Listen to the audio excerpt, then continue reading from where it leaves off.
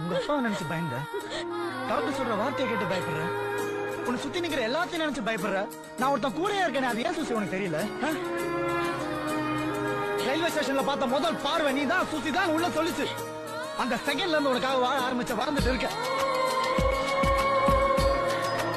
உங்க அப்பா நீ ஏன் அந்த கடவுளே வந்தாலும் உன்னை எங்கிருந்து பிரிக்கிற சக்தி யாருக்கும் இல்ல சூசி.